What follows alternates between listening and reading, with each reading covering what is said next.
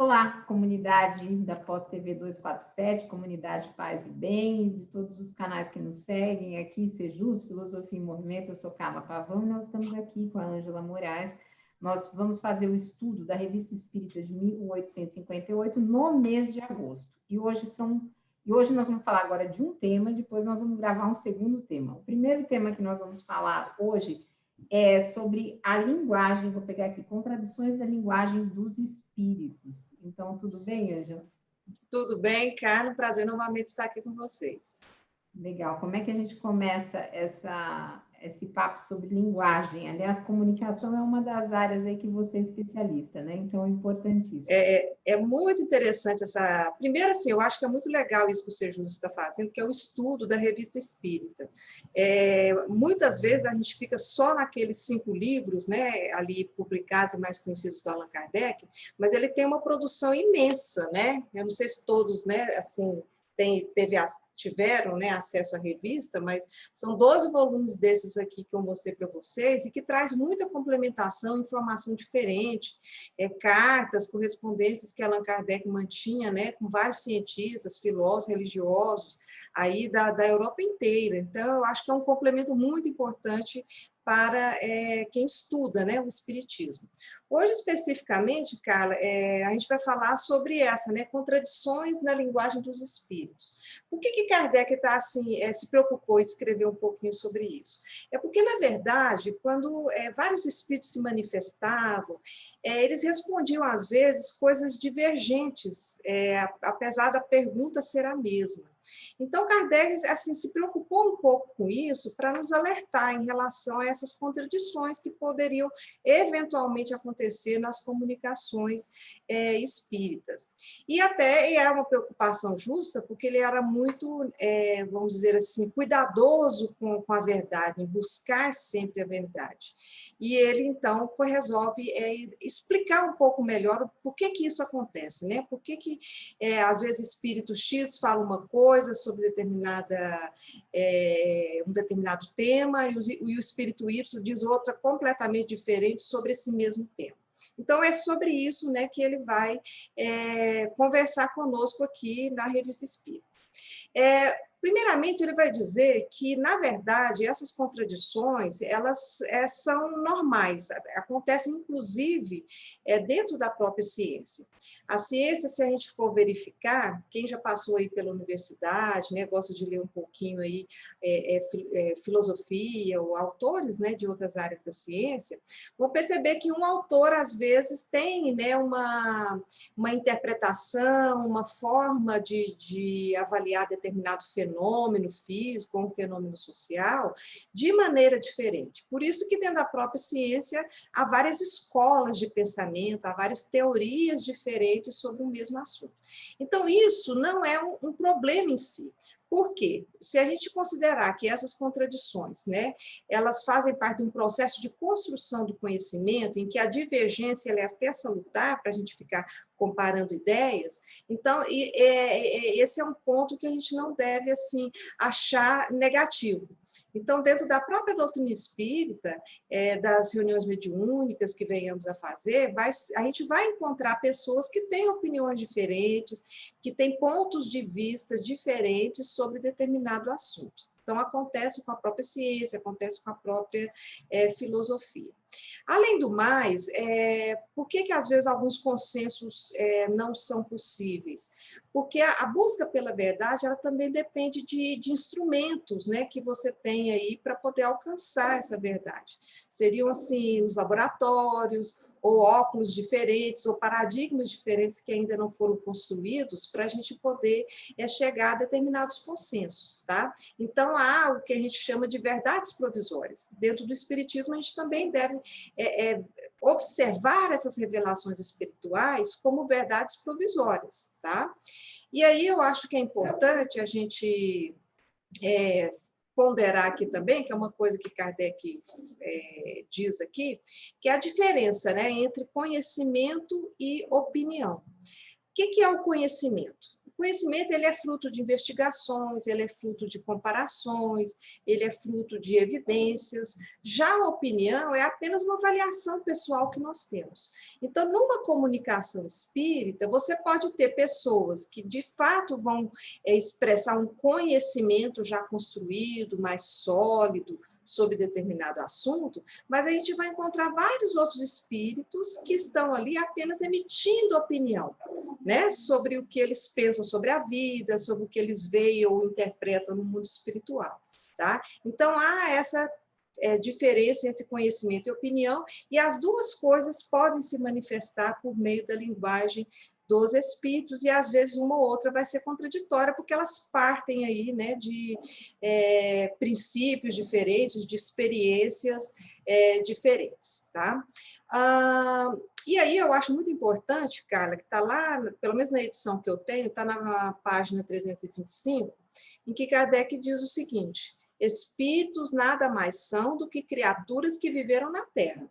Às vezes a gente tem aquela impressão, desencarnou, né, morreu, foi para o plano espiritual, se tornou sábio de uma vez, se tornou, né, um espírito evoluído de uma vez, e não é verdade, né? Nós seremos o que fomos aqui. A gente pode até ter uma percepção mais alargada, porque estamos numa outra dimensão, mas nós não nos tornamos muito diferentes em relação ao nosso conhecimento, em relação àquilo, né, que a gente sente, àquilo que a gente é. E outra coisa que eu destaco também nessa parte, né, da Revista Espírita é que muitos espíritos que se comunicam, eles não são cientistas, tá? Porque, assim, não há uma, vamos dizer assim, uma porteira, né, ou um gate aí em que a gente proíba os espíritos de se comunicarem, ou só espíritos muito sábios podem se comunicar. Qualquer espírito tem esse direito, né? Esse intercâmbio com o mundo espiritual, ele é profícuo, ele se dá em várias áreas, em vários ambientes, em diversas culturas. Então, não há por que a gente exigir que todo mundo que fale, que seja um espírito, seja naturalmente sábio. Tá? É por isso que a gente tem sempre que observar o conteúdo, né, dessas mensagens que são propostas. E aí Kardec também vai ressaltar o papel da cultura, o papel das religiões, o papel das preferências políticas nas interpretações dos fatos. Tudo isso entra em ação quando a gente pronuncia algo, né, sobre o mundo. Quando a gente discursiviza, vamos dizer assim, o nosso discurso, ele vem muito impregnado daquilo que a gente pensa, das nossas crenças, né, das nossas preferências, né, dos valores que a gente dá a determinada coisa. Então, isso também vai interferir, vamos dizer assim, nessa questão da linguagem, na diferença e nessas contradições que eventualmente ocorrem.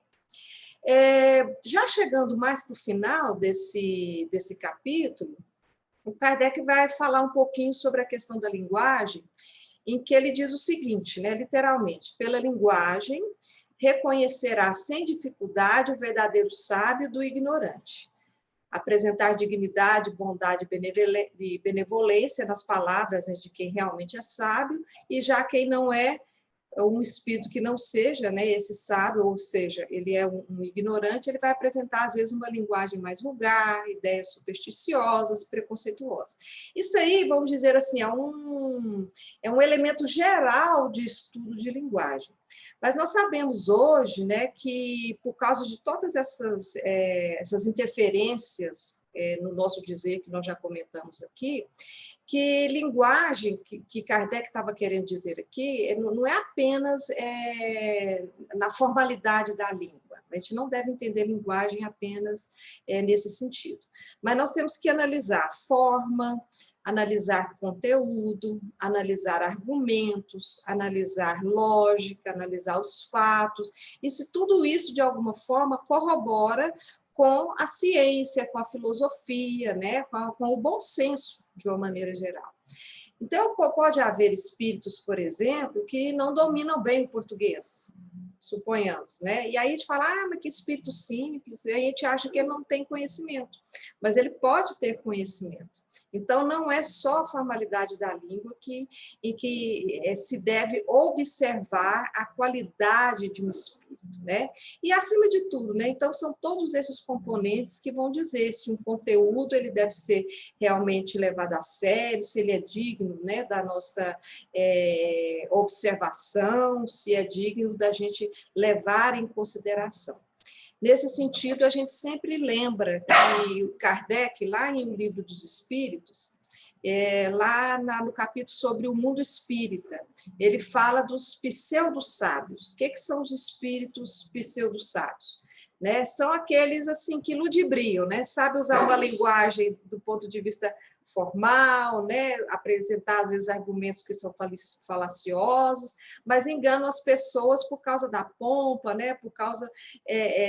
Porque, por exemplo, falam coisas que a gente gosta ou que está de acordo com a nossa crença, mas que, na verdade, depois que você faz uma análise um pouco mais aprofundada, depois que você compara, né, tudo aquilo que ele falou com outras respostas e com a própria lógica, né, com os próprios estudos científicos da atualidade, a gente percebe que não são espíritos de fato que estão trazendo um conhecimento, vamos dizer assim, incontestável ou confiável naquele momento. É por isso que Kardec fala muito, né, da necessidade da gente estudar. E estudar não é só estudar a doutrina espírita, né? Mas é estudar tudo aquilo em que a doutrina espírita toca, de alguma maneira, elabora, junto com a ciência, junto com a filosofia. Porque se a gente não tiver muitos parâmetros de comparação, fica fácil a gente levar gato por lebre, seria, né, mais ou menos isso. E, finalizando, então, essa discussão, Kardec vai propor aí 7 pontos para a gente observar em relação a essas contradições da linguagem dos espíritos. Primeira coisa, levar em consideração o grau de conhecimento e o grau, né, por conseguinte, o inverso, o grau de ignorância desses espíritos. Então, cada espírito, porque são homens desencarnados, mulheres desencarnadas, não deixaram de ser o que são. Então, eles levam consigo o seu grau, né, a sua quantidade aí de informação, né, e que isso vai se manifestar na linguagem, evidentemente. A questão do embuste dos espíritos inferiores, a gente já falou também dos pseudo-sábios aqui. Número 3, ele fala dos defeitos pessoais do próprio médium. Então, o médium, ele também interfere na comunicação. Né? Não existe aquele negócio da comunicação límpida, pura, né? Que vem do espírito. Há também, às vezes, uma insistência em uma determinada resposta, e às vezes o espírito, porque não tem a resposta exata, te dá uma resposta qualquer por causa da insistência nossa, né? Nessa comunicação com ele. Número 5, quinto ponto, a própria vontade do espírito, né, que ele fala segundo os lugares, as pessoas, vamos dizer assim, o estudo que ele faz do ambiente em que ele está. Então, pode ser que ele use determinado argumento quando ele está falando, né, com uma determinada classe social, ou quando ele está falando numa determinada nacionalidade, e aí, mudando isso, também pode mudar, né, a linguagem dele. Número 6, a insuficiência da linguagem humana, que é outro ponto a se considerar, ou seja, às vezes o espírito quer dar uma resposta, mas ele não encontra um vocabulário, um argumento que seja acessível para nós naquele momento. E aí, por fim, número 7, a interpretação que cada um pode dar a uma palavra e a uma explicação. Eu e você, cara, podemos às vezes ler a mesma pergunta de O Livro dos Espíritos, a mesma resposta, mas a gente tem interpretações, podemos ter interpretações diferentes, né? E é comum que isso ocorra. Então, concluindo, a linguagem, né, ela diz muito sobre as pessoas, as suas ideologias, as suas crenças, os seus valores. Ela pode enganar, né, determinado indivíduo, principalmente se a gente hoje, por exemplo, for usar o marketing, né, as notícias falsas, por exemplo, elas são enganações travestidas aí de verdade. Então, hoje tem muito estudo sobre as fake news, que é justamente um pouco isso que Kardec fala, né? São os pseudo-sábios, né? Eles usam aí estratégias de convencimento, mas que depois que você vai comparar com autores mais sérios, que estudaram por mais tempo, né? Acaba não logrando êxito. E aí é sempre importante, Carla, a gente diferenciar o joio do trigo, mas a gente só consegue fazer isso se realmente nós nos dedicarmos ao estudo. Bem, é isso. Eu não sei se você tem aí alguma questão, uma pergunta, né? Eu queria aproveitar para lembrar, se vocês perderam aí, na playlist do Caminhos do Espiritismo e no canal do Sejus, a gente tem um estudo do Livro dos Médiuns, onde também o Kardec ele vai analisar os tipos de comunicações, né? As que são frívolas, as que são instrutivas, as que são de uma filosofia moral. Então, é importante essa parte da comunicação, porque ainda hoje a gente recebe muita psicografia, muita mensagem que as pessoas estão falando, olha, será que é isso? Será que é verdade? Né? E assim, se você analisar do ponto de vista da comunicação, você já consegue saber mais ou menos o que é aquilo. Você dá uma olhadinha, você lê dois parágrafos, você já sabe, olha, esse aqui está enchendo linguiça, não tem nada a dizer, esse aqui é um espírito que realmente veio contribuir para a gente, entendeu? Então, a gente acaba nós acabamos nos emancipando quando a gente consegue distinguir a comunicação. É a necessidade da leitura crítica, inclusive da leitura crítica de livros espíritas, né? A gente acha que qualquer psicografia é verdadeira, só porque é um espírito que está dizendo, né? E não é. Então, a gente pode ter ali muita interferência do médium, pode nem ter espírito ali, e às vezes se tem, é um espírito também que não está com essa bola toda, né? Porque são pessoas como nós, né? A gente também não sabe sobre tudo, às vezes a gente dá muito mais opinião do que expressamos de fato um conhecimento, né?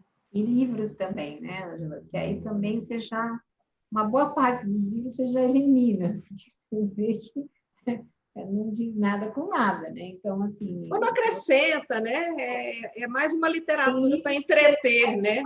Parece que começou agora, não diz nada, né? Só aquela linguagem polada, e tem vários aí do movimento tradicional que são assim, que eu já li, inclusive. Então, você já sabe diferenciar isso. Legal. Exatamente. Então, para vocês que nos acompanharam, pedimos sempre, curtam, compartilhem, se inscrevam nos canais, né? A Ângela tem um outro projeto aqui, que ela fica mais nos bastidores, mas é o Ciência na Religião. Se você perdeu os vídeos, passe lá na playlist e dê uma olhada, que daqui a pouco a gente a gente dá continuidade. É uma vez ao mês, né? Mas a gente está ainda, já vamos para alguns vídeos, então deem uma olhada lá. Obrigada. Valeu, cara. Obrigada a você. Gente, paz e bem.